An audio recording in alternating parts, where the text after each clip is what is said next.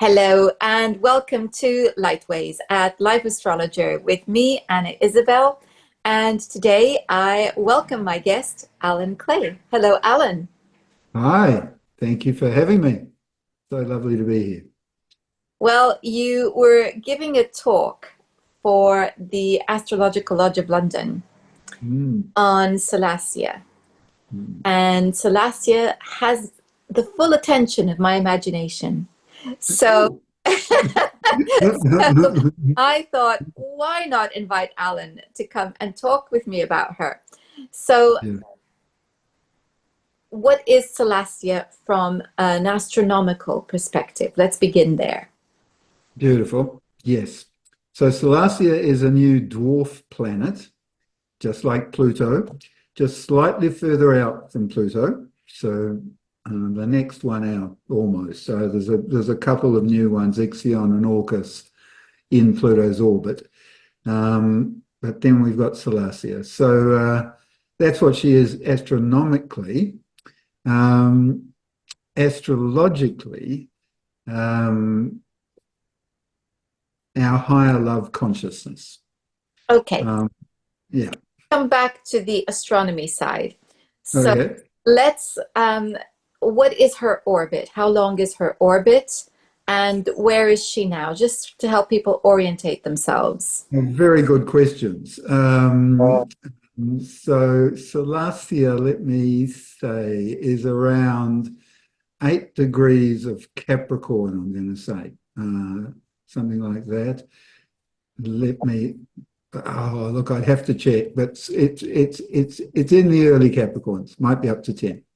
Um, that's where she is, and just a little further out from Pluto. Now, I've got Mercury and Neptune conjunct in my chart, so I have difficulty remembering these details. But obviously, just further out from Pluto is going to be, 20, 30, 40 years longer in her orbit than Pluto is. Is Pluto 250 or 350? Yeah, I haven't seen it. 250. So we're looking at maybe around 280. Uh, Yeah. so is her orbit elliptical like Pluto's, or is she more regular? No, elliptical. All of the dwarf planets are elliptical in their orbits. So Okay. Pluto gives us a form for all of them. Yeah, So, like Pluto, she's not going to spend a regular amount of time in each sign. It'll be longer in some signs than others. exactly. Exactly. Okay, Yeah, good. yeah. So that gives us a bit more of Good on you. Yeah. an idea of what we're looking at in terms of her relationship with the sun. Now, being that far out, and the question that people have about the Kuiper Belt objects is, and this would include the dwarf planets, Mm, why would they be important? They're so far mm. away. How could they possibly have any meaning? In our lives. We live in a dynamic system. It's we do live on a planet. That planet is part of a dynamic system. And that system, the dynamics of the system are dependent on everybody in that system. They're all influencing one another. And we are on one of those bodies. We are being influenced by all of that. So Pluto, I'm just saying, she's just got a few years longer on her orbit than Pluto.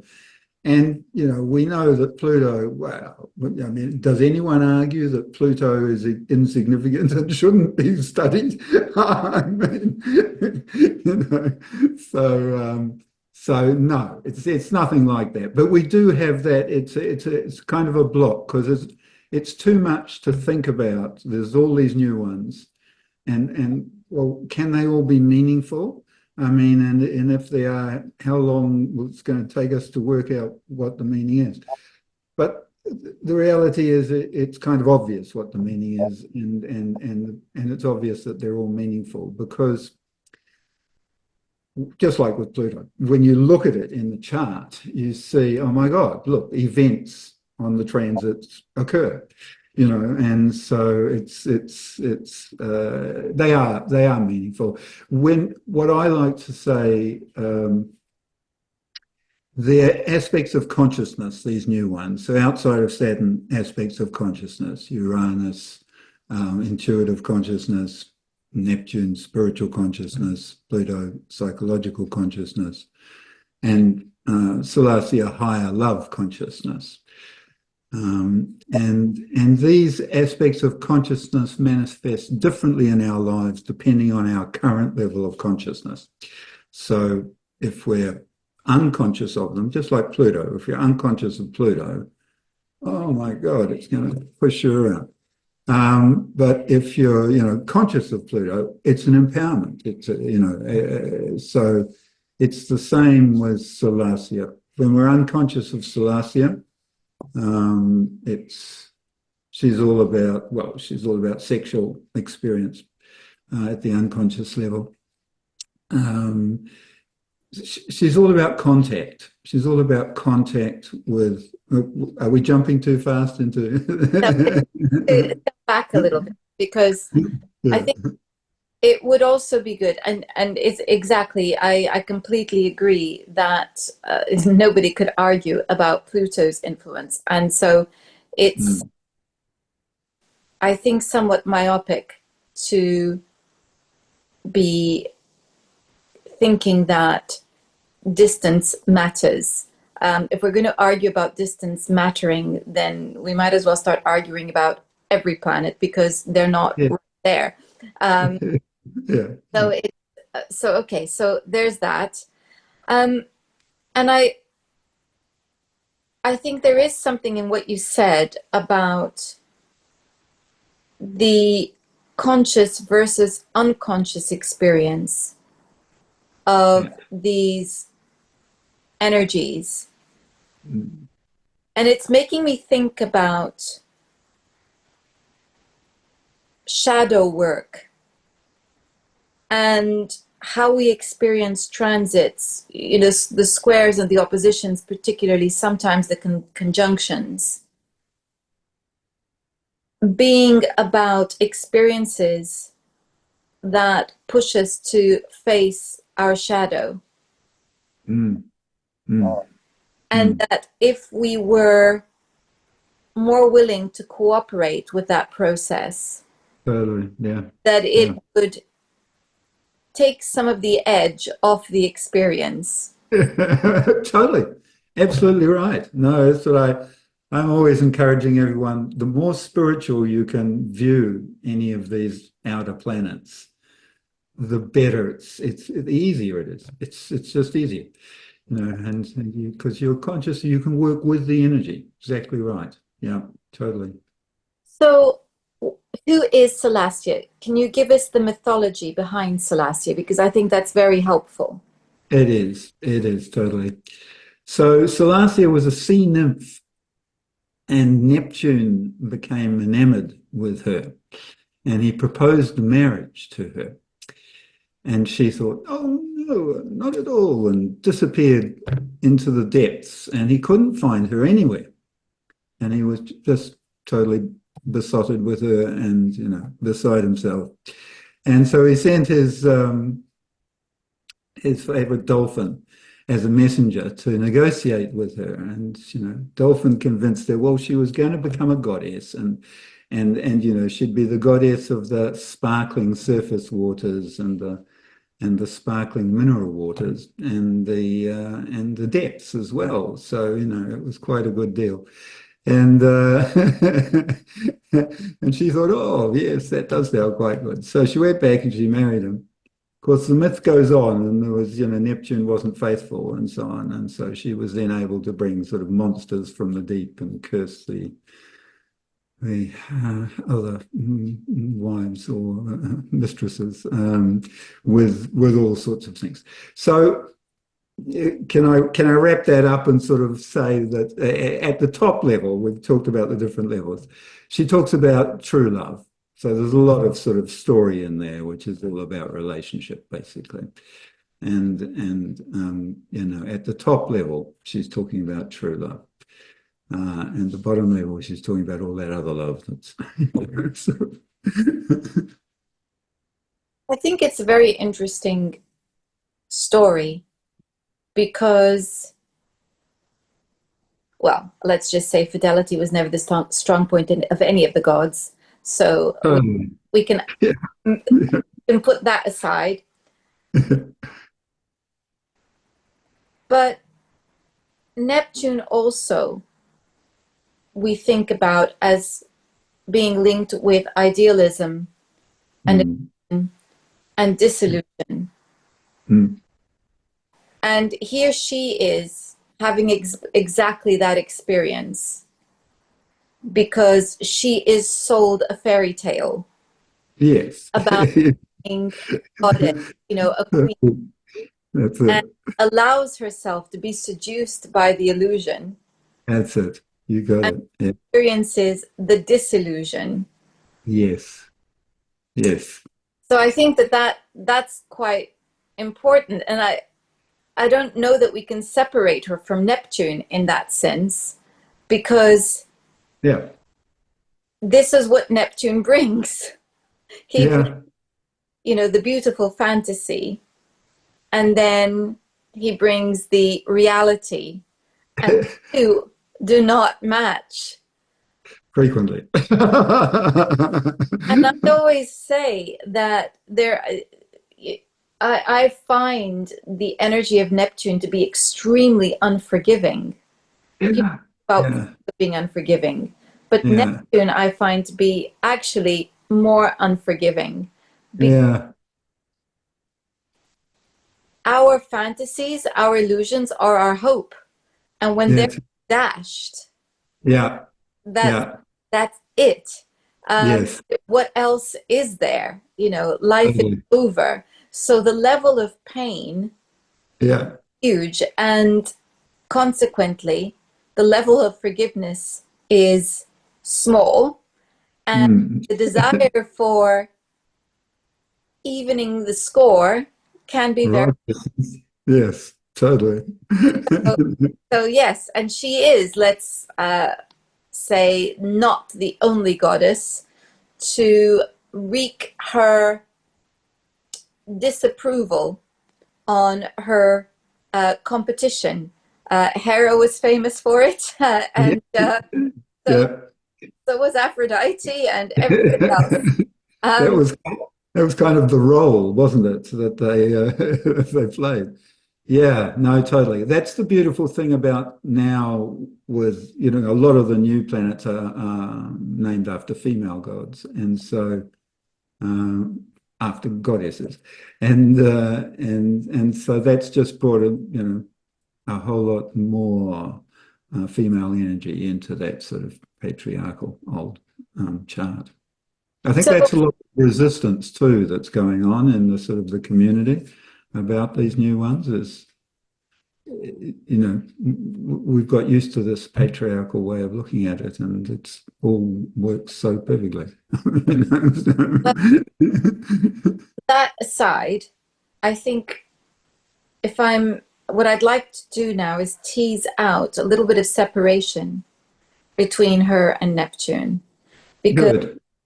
Okay. clearly, clearly there is something about the energy that is very similar. They're both associated with the sea for a start, so with water, and that would be very much Yeah. emotion. Oh, yes. And Yes. so she goes through this phase of wrath. Um, does she transcend that? Is there something of transcendence here? Um,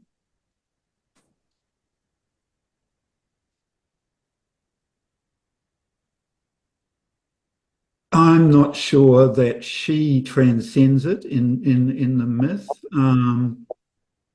But I'm not Chat GPT, so I can't sort of go, yeah, whether she does or not. But how I view the myths are essentially talking about the unconscious level of the influence of the planet. And so whether she transcends it in myth doesn't really matter. We can transcend it through her mythic example, sort of thing, which is you know, so I look at her as being, you know, that proposal process where she was proposed and you know that negotiation went on and then the marriage happened. I look at her as being in our lives astrologically, influencing us on that sort of process level. When we're in a process, we know what's happening. We know what to do next because we're in a process. And Salacia is all about process, and she's all about finding the right moment for that process. And you know, the decision about Neptune, not so good because he was a philanderer, and you know he had these issues about sort of righteousness and things like this. And so yes, what that's talking about is how she's dealing with that, or how we're dealing with that through her energy in our chart. You know, we are transcending that Neptune righteousness to achieve this higher love consciousness that I'm talking about, which is sort of not, well, it's not conditional, and it's not sort of, you know, faith-based, and it's not sort of, you know, it's not the things that the Neptune is at all.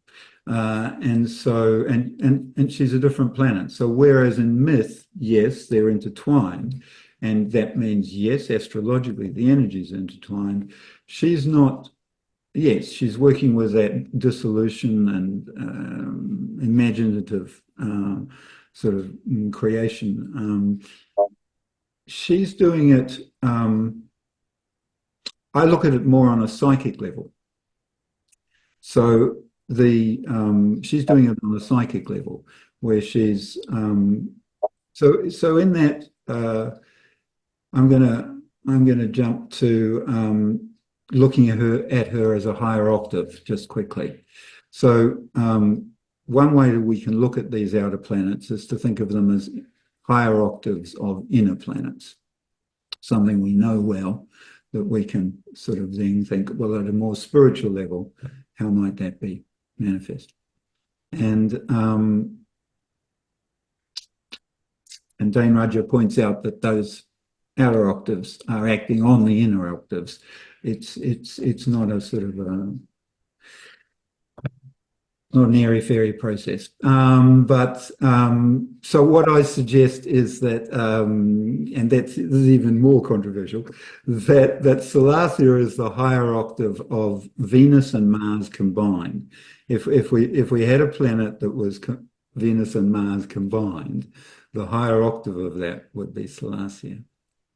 And so she's talking about, and what would a planet Venus and Mars combined? Well, it'd be all about intimate relationship. It'd be all about that intimate contact between two people. And that's what class is all about. She's all about that intimate contact between two people. And that's at a physical level, it's sexual, and in that sexual act, it's also psychic. There's also a sort of a psychic connection that's going on. And so at the higher level, she's all about that psychic connection, I think, which takes that Neptune thing and makes it sort of clearer, makes it into a communication. And so. I think there's also the fact that she allowed herself to be seduced by the wrong things. She made the wrong choice. That's it. Got by her divorce and got angry with the other party. Exactly. But, you know, she did that, and that's something that we often do. We allow ourselves to be seduced and forget that wonderful line, all that glitters is not gold. Yes. And yes. So the bargain turned out to be not what she expected. And that's because she deceived herself. And so maybe, you know, we ought to be thinking about the ways in which we deceive ourselves. Yes. And allow ourselves to be seduced by things that are not real. Yeah. And I guess, if you're talking about, you know, Venus and Mars combined, I don't recall any myth in which Venus looks at Mars and goes, "What have I done?" It's quite the opposite. And No. you Yeah. know, Mars, for all of his faults, I think, never looked at Venus and thought, wrong choice, mate. He just didn't do that. I can't recall a myth in which they No. fall out. It's No. always this connection. Yeah. And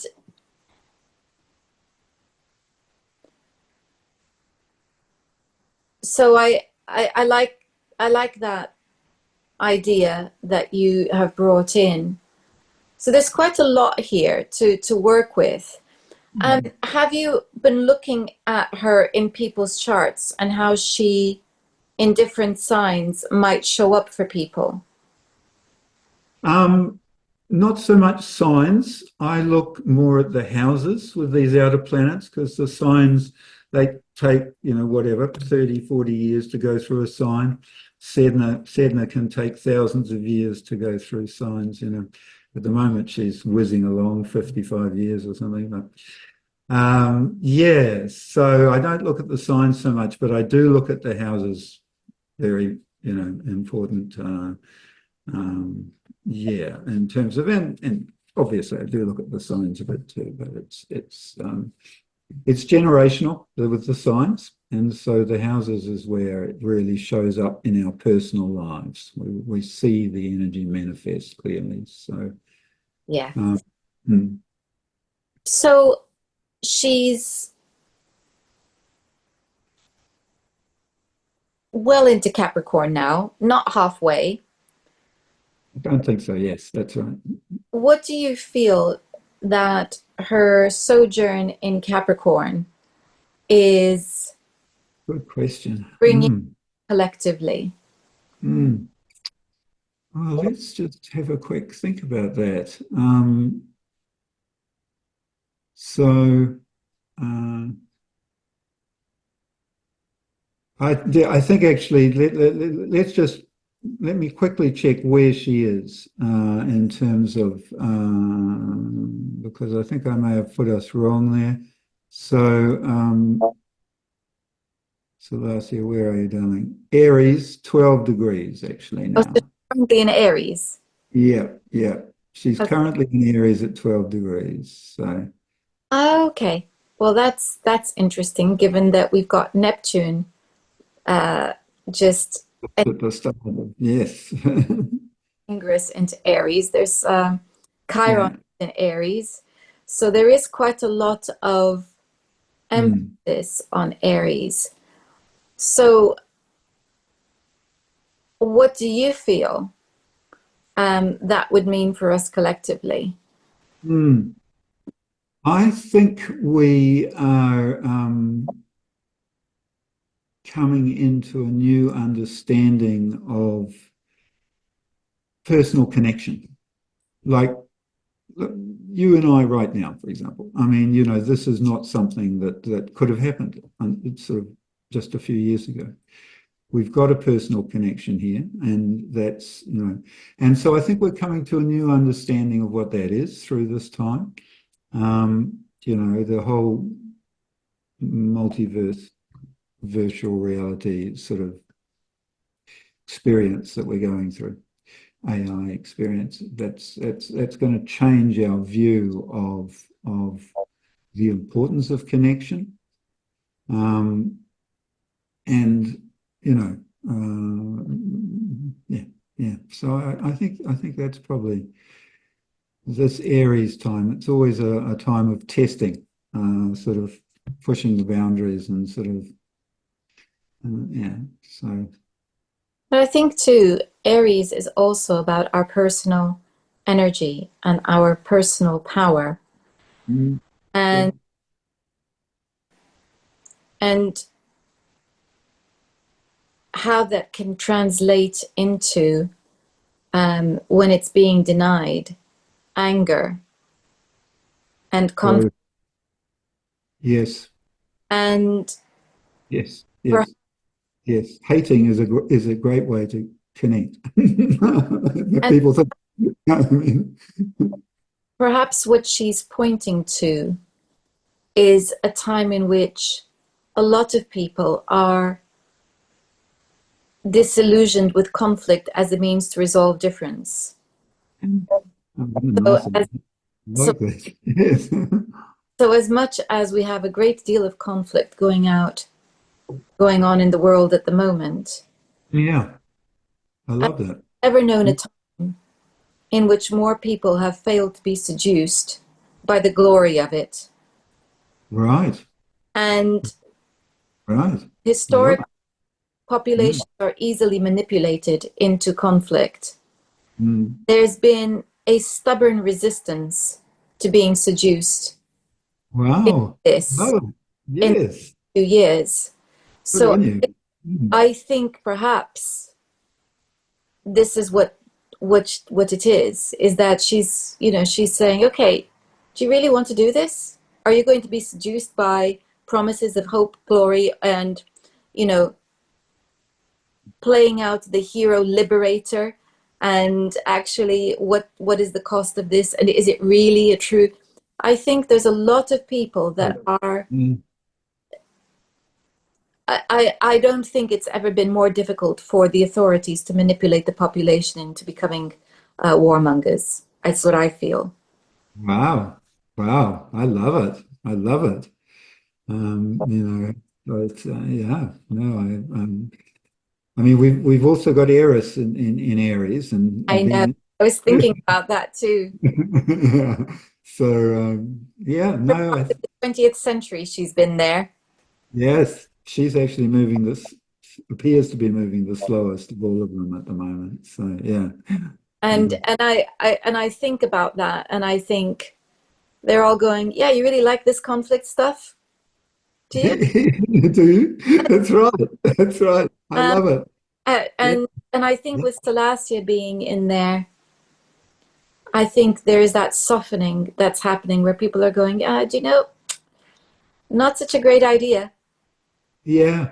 Yeah. You Yeah. Yeah. compare a century ago, how people were so easily and eagerly entering that First World War. Right. Right. Yeah. Volunteers, young Yeah. men below age, Yeah. lying about their age, so eager were they to go into conflict. And you think Wow. about now, Yes.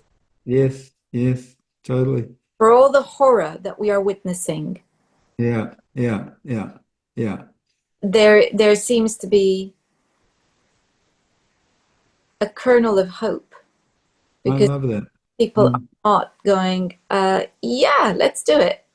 mm, mm, They might mm, say it in the heat of the moment, the passion and anger, but ask them to put their sons onto the battlefield and see what they're going to say.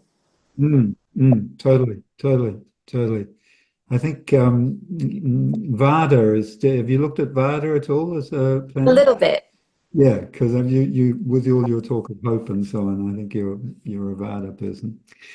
Uh, Lovely. Yes, we see in Russia it is kind of working that hope and glory and go and die in Ukraine.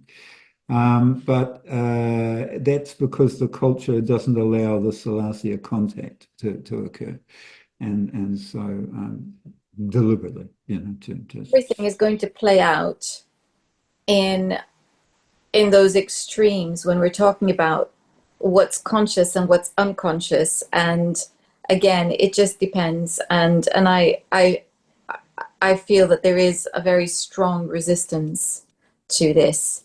Um, mm, and as love it. I say, it does take two to tango. And Yes, that's it we also exactly. That's Salacia. Takes two we, to tango. we also need to remember that we are not given both sides of the story. And so I suspect that beyond propaganda, there is what people actually feel. So I'm feeling, Mm, I think, mm. very interesting to realize that she is in fact in Aries. Yeah, yeah, I love it. Thank you so much for bringing that to us. It's just so beautiful. Yes, I totally agree. Totally agree. So you mentioned Vada, and I don't think we can let you get away without saying more now, because what? Tell us more about Vada. So Vada is another beautiful um, goddess um, who um, sort of wins the battles of life, and enables us to win the battles of life through being hopeful and through inspiration, and for um, and she's actually an elven goddess from the Lord of the Rings, and so she's our first sort of imaginary goddess. But I mean, there's such a wonderful mythology in the Lord of the Rings and so on. It's very detailed, and at the start I was going like, well, is that a lived mythology? Is that sort of no? But as my students and I have sort of been playing with it, they've convinced me that we live it actually, and so it's not. But it does give a flavour for her meaning that we can, at the unconscious level, we can sort of live in a sort of an imaginary world, just like a book. Is you're saying the Neptune world doesn't work. It doesn't. That imaginary world doesn't work with Neptune, but with Vada it does. It's an imaginary world that works. But it's more than that, because Tolkien's mythology is very linked to the roots of mysticism. It is. And so, really, what we're looking at here with the elves, particularly, would have been a vision of akin to angels. Yeah. So, I think of Vada as being something to do with angelic energy. Lovely. Yes. So, Yes. I think that there is something there. I think I remember reading Tolkien saying that because the original mythology of these islands had been trashed after the Norman conquest, which he considered to be the worst thing to have happened to these islands, Right. um, that he wanted to bring in a mythology to replace it, and that's why there's so much light in his work as well. And the elves, really, they are very linked with his own Christian and Catholic faith Well, as well. yeah. And it's Yes. very easy to see Galadriel as being something of Mother Mary, and Arwen as something of Mary Magdalene, and that Mary Magdalene energy. So Mm. I think the elders, as he would, the elder elves, I think Mm. would be linked with angelic energy. So I think Lovely. Vada is very much about that, the hope, the winning the Mm. battle through hope. Mm. What sign is Vada currently in? Good question. Let's check this so that we can actually give the correct answer here. And in Sagittarius, 2742, Sagittarius. Right. Okay.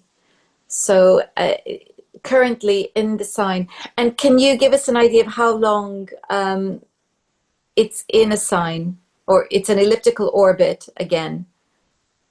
So they're all elliptical orbits. I can say, what can I say? I can say 12 degrees Libra, I think I have. I'm born in 1954. That's where my Vada is. So between 54 and now, we've gone from early Libra to late Sagittarius. Well,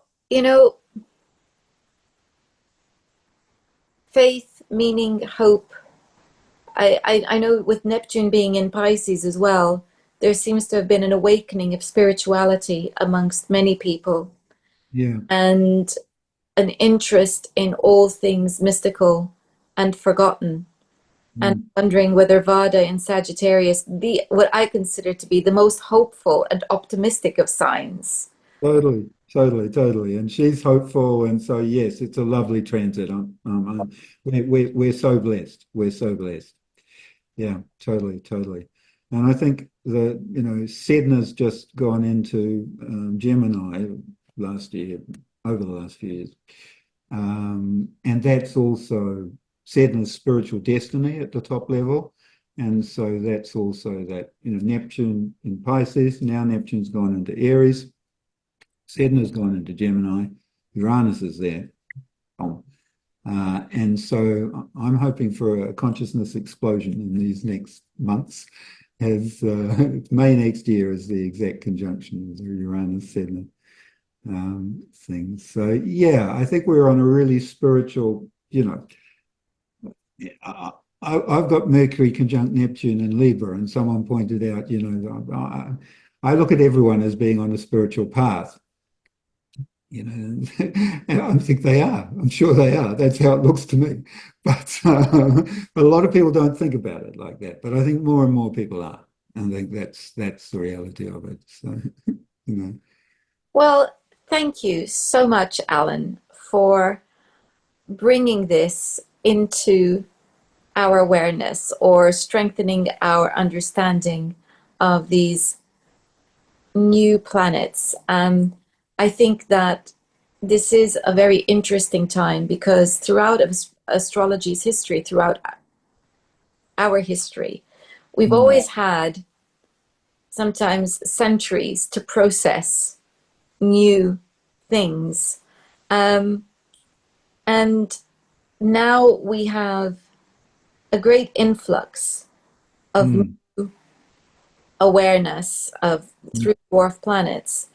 And mm. that's why the mythology is so important because it Yeah, helps us to find those themes and yes. then test them out. That's it. So That's it. if people want to test them out on their personal charts and see you, how do they do that? How do they find you? So look for Dwarf Planet University. This is a website that I run. It's actually dwarfplanetastrology.com. Um, and I run courses, 6-week courses on all of the dwarf planets. And in those courses, students look at them in their charts. First week, we look at the houses. Second week, second fortnight, we look at the aspects. And then the third fortnight, we look at the transits, the current transits and the past transits. And it's just a way of sort of onboarding the energy of the planet by sort of discovering it in your chart. So there's a bit of work. You have to do assignments and post them on a blog, and you come to Zooms and you talk about it. But there are support Zooms and tutors who can help you if you're sort of, And yes, I do consultations and so on as well, and so on. You can find all of that in the shop there at the. I Fantastic. I encourage people to sign up to my newsletter because that's a way to sort of stay in touch with the latest Dwarf Planet news, and also I'm offering deals on the classes all the time. So That's wonderful. Thank you so much, Alan. it's been wonderful talking with you. Thank you so Thank much. you. And thank you all for watching. A reminder that if you want to find Alan, check the description box where you will find his website. And there you will also find a link to my own website and my Substack. And speaking of courses that you can do, if you are new to astrology, I have literally just started a new course and it is not too late to join. There are 3 places left. Let that be yours. And coming up in September, I am running a course on secondary progressions. If you want to learn more, do get in touch. And next time, we're going to be looking at ancient Egypt and astrology. Until then, goodbye.